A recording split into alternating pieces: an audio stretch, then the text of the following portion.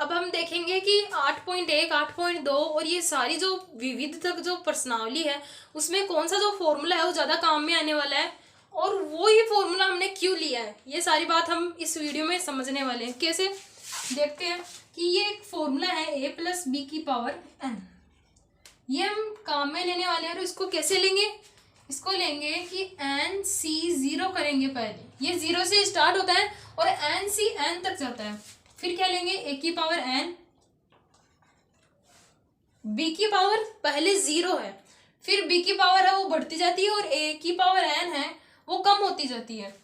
तो ये है, फिर प्लस करेंगे, यहाँ पे प्लस का साइन है तो यहाँ पे प्लस आएगा। माइनस का भी होता तो हम उसको अलग से रखते, ये प्लस का साइन है। फिर क्या होगा, n c 1 होगा, a⁴n-1 हो जाएगी और b⁴ है इसमें जो कम हुई है वो इसके पास आ जाएगी। सही है।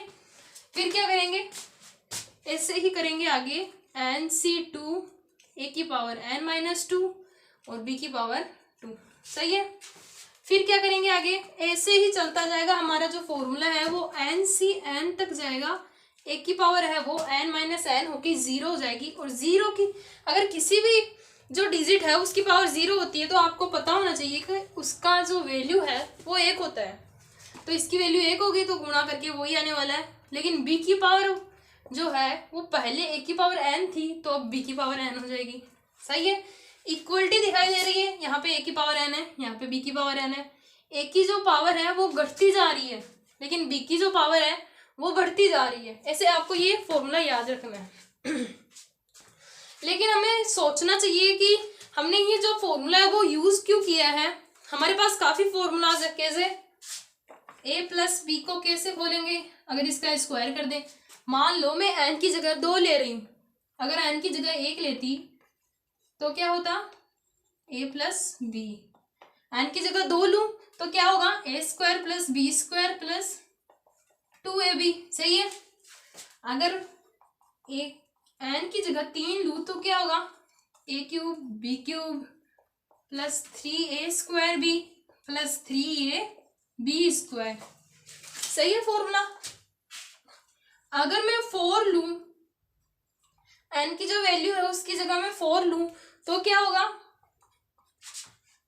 इसको मैं कैसे लिख सकती हूँ, a+b⁴ 2 गुणा a+b⁴ 2। क्या इसको मैं इसके बराबर लिख सकती हूँ, लिख सकती हूँ, क्योंकि ये आपस में गुणा होके 2 और 2 ऐड हो जाएंगे और 4 आएगा।